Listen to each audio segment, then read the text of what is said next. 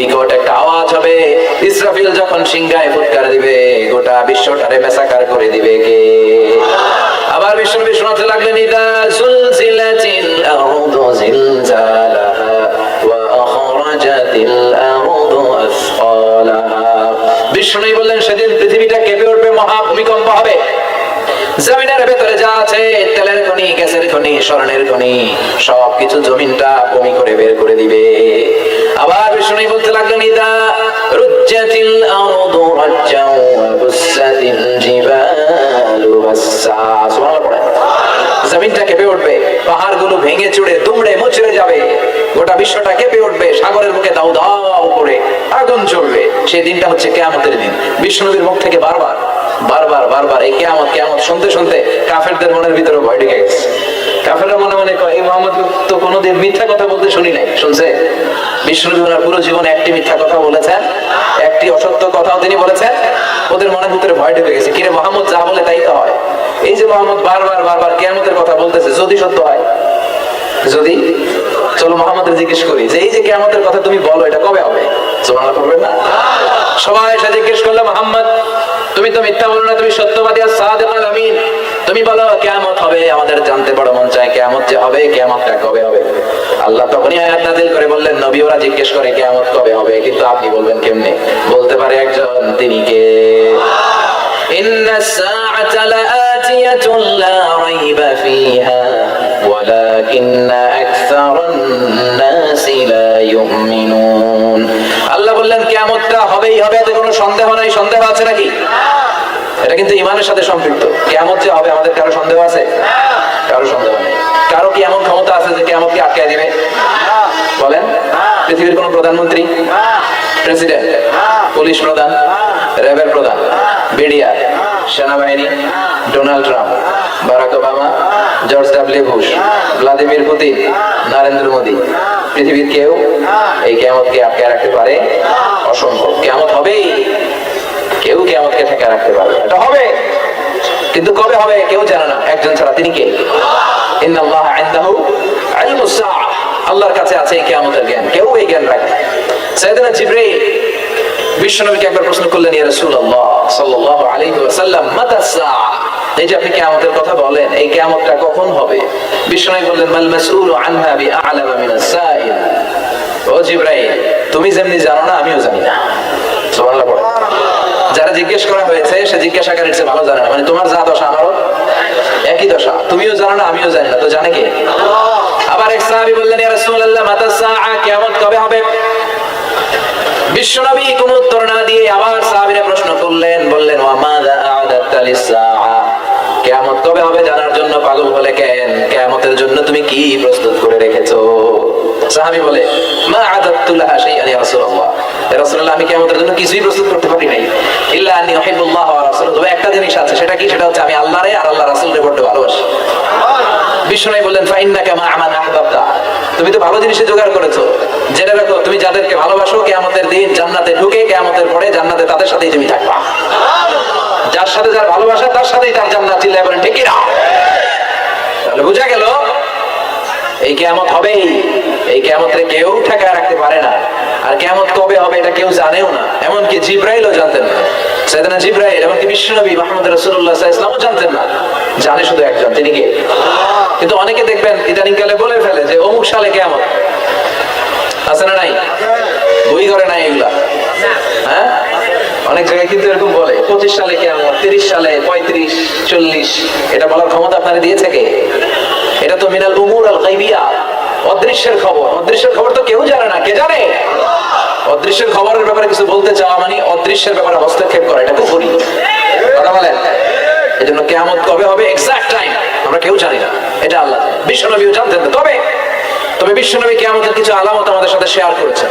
হাদিসের পরতে পরতে, হাদিসের প্রামাণ্য কিতাবগুলোতে যখন আপনি পড়বেন, চ্যাপ্টারগুলোতে পড়বেন, বিভিন্ন জায়গায়, বিভিন্ন নসিহতে, বিভিন্ন আলোচনায় বিশ্বনবী মুহাম্মদ রাসূলুল্লাহ তিনি বর্ণনা করেছেন যে কিয়ামতের আগ দিয়ে গোটা বিশ্বের, গোটা পৃথিবীর সামাজিক অবস্থা, রাষ্ট্রীয় অবস্থা, পারিবারিক অবস্থা এরকম হবে। কি কি আলামত বিশ্বনবী বলে গেলেন, আমাদের জানার দরকার আছে না নাই? আমরাও কিন্তু অবাক করা কোন কাণ্ড দেখলে বলে ফেলি এটা কিয়ামতের আলামত, বলি না? কথা বলে। আমরা যদি বেহায়াপনা বেহায়াপনা দেখি, বিশেষ করে ধর্মপ্রাণ মুরব্বী যারা আছে এরা বেহায়াপনা দেখলে সহ্য করতে পারে না। এরা বলে এগুলো কিয়ামতের আলামত। আছে না নাই? কিয়ামতের আলামত। আমি এরকম দেখেছি যে একটা সন্তান মায়ের পেট থেকে ভূমিষ্ঠ হয়েছে, কিন্তু ওই সন্তানের মাথা দুইটা। কয়টা? আছে না নাই? এগুলো দেখলে আমরা কি বলি? কিয়ামতের আলামত। কিন্তু বিশ্বনবী কিয়ামতের আলামতের ব্যাপারে কি বললেন, আমাদের কি শোনালেন, জানতে মনে চায়? কথা বলেন, শুনতে মনে চায়? আসেন আজকে এই চমৎকার রজনীতে কিয়ামতের আলামতের ব্যাপারে, আলামাতুল কিয়ামা, আশরাতুস সাআ, আস-সুগরা ওয়াল কুবরা, এগুলো আমরা জানার চেষ্টা করি। আপনি বিশ্বনবীর মুখনিসৃত এই বাণীগুলো যদি শুনেন যে কিয়ামতের আলামতের ব্যাপারে বিশ্বনবী কি বলেছে, শুনলে আপনার গা শিহরিয়ে উঠবে। আপনার মনে হবে বিশ্বনবী যেন এই একবিংশ শতাব্দীর দিকে তাকিয়ে তাকিয়ে বলে গিয়েছিলেন। মনে হবে যেন বিশ্বনবী বাংলাদেশের এই পরিবেশটা দেখে দেখে বলেছেন। প্রায় প্রতিটাই আমাদের সমাজের সাথে, আমাদের দেশের সাথে, আমাদের পরিবেশের সাথে খাপ খেয়ে যায়। কিয়ামতের আলামতগুলো দুই ভাগে বিভক্ত। একটু আওয়াজ করে উত্তর দিতে হবে। কয় ভাগ? একটা ছোট আলামত আর একটা বড় আলামত। চিল্লায় বলেন একটা, আরেকটা, আবার বলেন একটা, আরেকটা। বড় আলামত মোট 10টা। কয়টা? আল্লাহর মেহেরবানি 10টার একটাও প্রকাশ পায় নাই, একটাও প্রকাশ পায় নাই। কিন্তু কিয়ামতের ছোট আলামত গুলো অনেকগুলো আলামত, 30, 40, 35 এরকম হয়ে যাবে। এই ছোট আলামত গুলোর বেশিরভাগই আমাদের সমাজে প্রকাশিত হতে শুরু করেছে। যেগুলো হয় নাই এগুলো হওয়ার পথে, বেশিরভাগ সমাজে প্রকাশ পেয়ে গিয়েছে। আশরাতুস সাআ, আস-সুগরা ওয়াল কুবরা। আমরা আজকে কিয়ামতের ছোট আলামত, the minor signs of the day of judgment, কিয়ামত আসার আগ দিয়ে কি কি ছোট আলামত আমাদের সমাজে দেখা যাবে, এগুলো নিয়ে আমরা কিছু কথা শুনবো। আওয়াজ করে পড়েন ইনশাআল্লাহ। উদ্দেশ্য হচ্ছে এগুলো জেনে আমরা সচেতন হব। কি হব? আমরা আখিরাতের ব্যাপারে সচেতন হব এবং নিজেদেরকে গড়বো এবং আমলের পরিমাণ এমন ভাবে বাড়াবো যাতে আমাদের আখিরাতটা সুন্দর হয়। ঠিক কিনা? আমাদের অনেকেরই এই ইখলাস জিনিসটার খুব অভাব। এটা নাই, এটা নাই, এটার ঘাটতি। আমরা আল্লাহর কাছে কামনা করি, আল্লাহ তুমি আমাদের হৃদয় ইখলাস দিয়ে পরিপূর্ণ করো। আল্লাহুম্মা আরযুকনা ইখলাস। আল্লাহ তুমি আমাদেরকে ইখলাসকে রিজিক হিসেবে দাও। এই ইখলাসের নামে কোরআনে একটা সূরা আছে না নাই? সূরার নাম কি? কুল হুয়াল্লাহু আল্লাহুস লাম ইয়ালিদ ওয়া লাম ইয়াকুল লাহু। এখানে আল্লাহ তাওহীদের কথা বলেছেন, ইখলাসের কথা বলেছেন। এজন্য আমরা যেন ইখলাসের সাথে শুনি, ইখলাসের সাথে আমল করি। আল্লাহ তুমি তৌফিক দাও। আমিন। চিনা বেজার। এজন্য প্রত্যেক সালাত শেষে আমরা পড়ি রাদিতু বিল্লাহি ওয়া বিল ইসলামি ওয়া বি মুহাম্মাদিন। এগুলো পড়েন তো আপনারা, নাকি নামাজ শেষে মুনাজাতের জন্য বসে থাকেন? আল্লাহুম্মা আমিন ইয়া রাব্বাল রাহিমিন। এরকম একটা মুনাজাত দেয় না দেশে? তাড়াহুড়ো করে, তাসবিহগুলো পড়তে চায় না। তাসবিহ পড়বেন। বিশ্বনবী সালাম ফেরানোর পরে আল্লাহু আকবার বলে আওয়াজ করতেন। এরপর 3 বার পড়তেন আস্তাগফিরুল্লাহ, আস্তাগফিরুল্লাহ, আস্তাগফিরুল্লাহ। এরপর বিশ্বনবী 33 বার সুবহানাল্লাহ পড়তেন, 33 বার আলহামদুলিল্লাহ পড়তেন, 34 বার আল্লাহু আকবার পড়তেন, আয়াতুল কুরসি পড়তেন। আপনারা পড়েন? মান ক্বারা আয়াতুল কুরসি দুবুরা কুল্লি সালাতিন মাকতুবাতিন লাম ইয়ামনাহু মিন দুখুলিল জান্নাতি ইল্লাল মাউত। প্রত্যেক ফরজ সালাতের পরে কেউ যদি আয়াতুল কুরসি পড়ে, তাহলে তার জান্নাতে ঢোকার ক্ষেত্রে আর কোনো কিছুই বাধা থাকে না, একটা জিনিস ছাড়া, সেটা হচ্ছে তার মরণ। সে মরে না, তাই জান্নাতে যায় না, মরলেই জান্নাতি। কি সুন্দর সুন্দর দোয়া, এগুলো আমরা পড়ি না। বিশ্বনবী তাসবিহগুলো আঙ্গুলের গিড়ায় পড়তেন। কোথায় পড়তেন? এইভাবে। আব্দুল্লাহ ইবনে আমর ইবনে আল-আস রাদিয়াল্লাহু তাআলা আনহু বর্ণনা করেন, রাআইতু রাসূলুল্লাহ সাল্লাল্লাহু আলাইহি ওয়াসাল্লাম ইয়াকিদু তাসবিহা ফি ইয়ামিনিহি। তিনি বলেন, আমি বিশ্বনবীকে নামাজের পরে এই ডান হাতের গিড়ায় গুনে গুনে তাসবিহ করতে দেখেছি। ডান হাতটা উপরের দিকে করেন। ডান হাত আছে না সবার? হাত কয়টা আমাদের? একটা ডান হাত, একটা বাম হাত। এই পৃথিবীতে মানুষগুলো দুই পন্থী, একটা ডান পন্থী আর একটা, আমরা কোন পন্থী? চিল্লায় বলেন, আমরা কোন পন্থী? এই ডান হাতের এই গিটগুলোর মধ্যে পড়বেন। তাসবিহ দিয়ে পড়া জায়েজ, কিন্তু এটা পড়া সুন্নাহ। এইভাবে সুবহানাল্লাহ করে পড়া সুন্নাহ। আলহামদুলিল্লাহ পড়েন। এরপরে বিশ্বনবী বলতেন, আহাব্বুল কালাম ইলাল্লাহি আরবাআ। আল্লাহর কাছে সবচেয়ে প্রিয় কথা 4টি, সুবহানাল্লাহ, আলহামদুলিল্লাহ, লা ইলাহা ইল্লাল্লাহ, আল্লাহু আকবার। সুবহানাল্লাহ পড়েন। এই তাসবিহগুলো লোকজন পড়তে চায় না। আর সবচেয়ে শ্রেষ্ঠ জিকির হচ্ছে আফদালুল যিকরি লা ইলাহা ইল্লাল্লাহ। সব সময় এই জিকিরটা দিয়ে বিশ্বনবী জিহ্বাটাকে ভিজিয়ে রাখতে বলেছেন। লা ইয়াজালু লিসানুকা রাতাবান মিন যিকরিল্লাহ। সব সময় তোমার জিহ্বাটা যেন আল্লাহর জিকির দিয়ে ভিজে থাকে। সব সময় আল্লাহর নাম জিহ্বায় রাখলে লাভ না লস? তাই না? বাস স্টেশনে দাঁড়িয়ে থাকি, বাস আসে না, অবসরে বসে থাকি, সময় কাটে না, তখন আমরা কি বলবো? লা ইলাহা।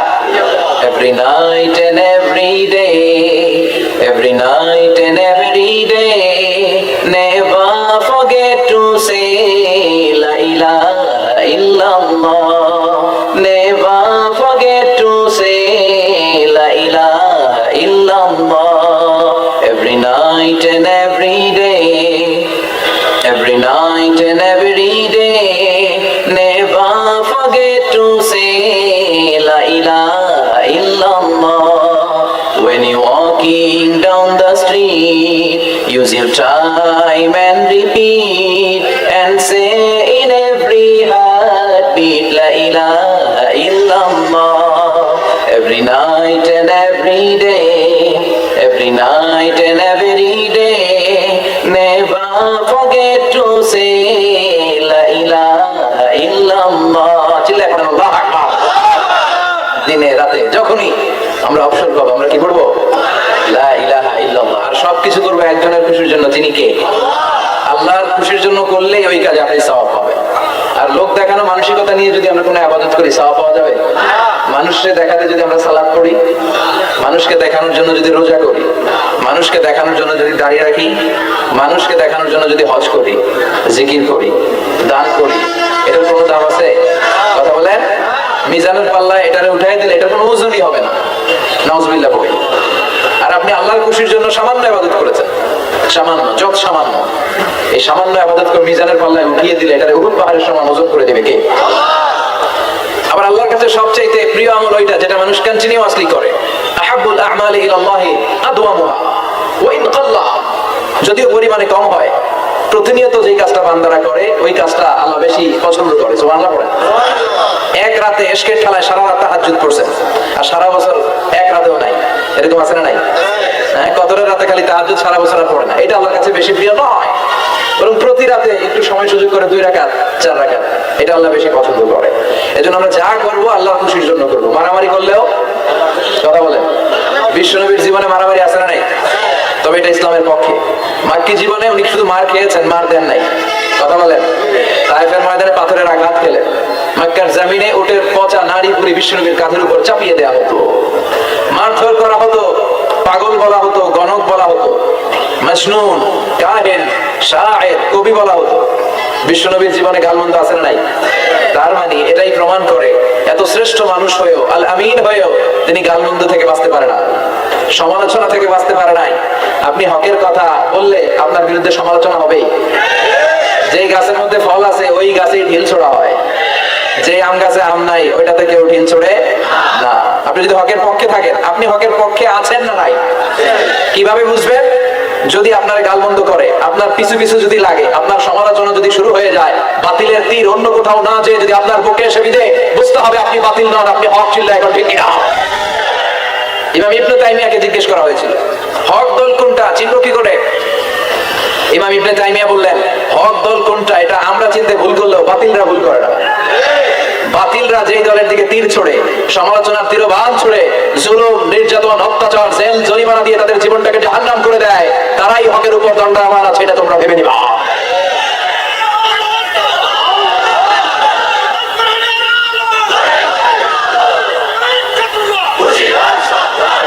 বিশ্বনবীরও গালি দিত, আমাদের কথায় আছে না নাই? বিশ্বনবীরে গালি দিত কবি বলে, আমাদের গালি দেয় কাঠমোল্লা বলে। বিশ্বনবীরে গালি দেয় পাগল বলে, আমাদেরকে গালি দেয় রাজাকার বলে।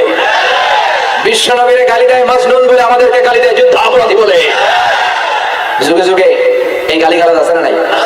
কিন্তু যারা ইসলামের পক্ষের শক্তি, এখন কি কাঠমোল্লা বললো না রাজাকার বললো, এগুলো দেখার সময় তাদের না। তারা ভয় পায় একজনকে, তিনি কে? আল্লাহর কাছে যে মাথাটা নত হয়, পৃথিবীর কারো কাছে ওই মাথা নত হয়? আমাদের স্বপ্ন যে আমরা বাংলাদেশে ইসলামকে বিজয়ী শক্তি হিসেবে দেখতে চাই। কালিমার পতাকা সংসদ ভবনে শোভা পাবে, আমরা চাই কি চাই না? লা ইলাহার পতাকা বাংলাদেশের প্রতিটা জেলায় শোভা পাক, আমরা চাই কি চাই না? কারা কারা চাই তো হাত উঁচু করে আল্লাহ দেখা।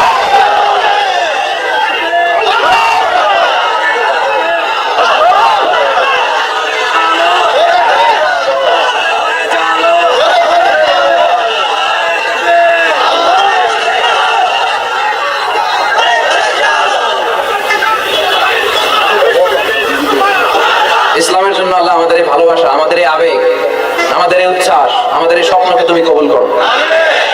আমরা যেন শাহাদাতের মৃত্যু আমাদের নসিব হয়, আল্লাহ তুমি কবুল করো। মরতে আমাদের হবে, আজীবন বেঁচে থাকবেন কারা কারা হাত তুলেন?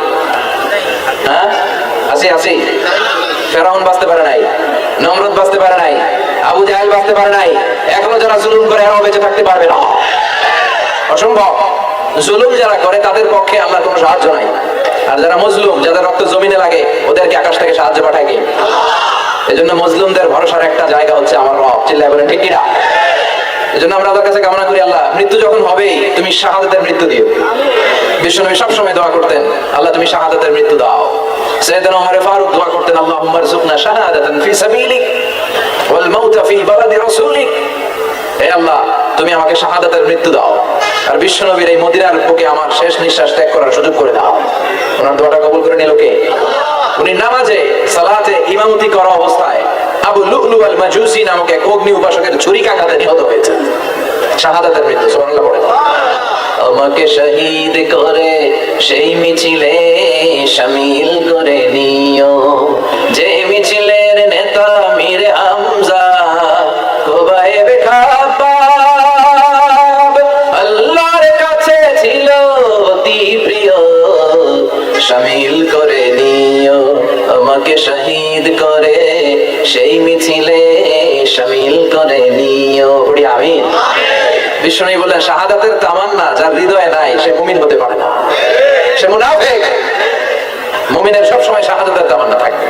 আপনি যদি সবসময় শাহাদাতের দোয়া করেন, তামান্না করেন, তাহলে আপনি ডায়রিয়া আক্রান্ত হয়ে বিছানায় শুয়ে শুয়ে মারা গেলেও শহীদদের কাতারে আপনার নাম তুলে দিবে কে? এজন্য আমরা শহীদ হতে চাই। কি হতে চাই? আমরা মৃত্যুরে ভয় পাই না। মৃত্যু কোথায় আমরা খুঁজে বেড়াই, চিন্তা এখন ঠিক কিনা? কাফির মুশরিক দিনে মরে 10 বার, জীবনে মরে 1000 বার। মুমিন একবার মরে, মরার আগে হুঙ্কার দিয়ে মরে। এজন্য কালিমায় যারা বিশ্বাসী, আল্লাহর উপর যাদের আস্থা, তাদের কোনো ভয় নাই, তাদের সহায় কে? আল্লাহ। আমরা যেন সব সময় আল্লাহর উপর ভরসা করতে পারি। আল্লাহ তৌফিক দাও। আল্লাহ তোমার উপর তাওয়াক্কুল করে যেন চলতে পারি, তুমি তৌফিক দাও। ভুইঘর, কাজীপাড়া যুব সমাজ ও এলাকাবাসীর উদ্যোগে 3 দিন ব্যাপী চতুর্থ বার্ষিক তাফসীরুল কোরআনের প্রোগ্রাম। নারায়ণগঞ্জে বোধহয় আমি এই প্রথম এসেছি, এর আগে আসি নাই। আমার বাসা কিন্তু পাশেই, ডেমরাতে। আমি বাসা থেকে এসেছি। এই বছরের প্রথম মাহফিলটা বাসা থেকে এসে করলাম। এছাড়া এক জেলা থেকে আরেক জেলায়, এখান থেকে ওখানে ভবঘুরে জীবন আমাদের। এই কোরআনের কথা নিয়ে ছুটতে হয় আমাদের, এক জায়গা থেকে আরেক জায়গায় ছুটে বেড়াতে হয়, এবং যতদিন বেঁচে থাকবো ছুটবো ইনশাআল্লাহ। আল্লাহ তুমি তৌফিক দাও।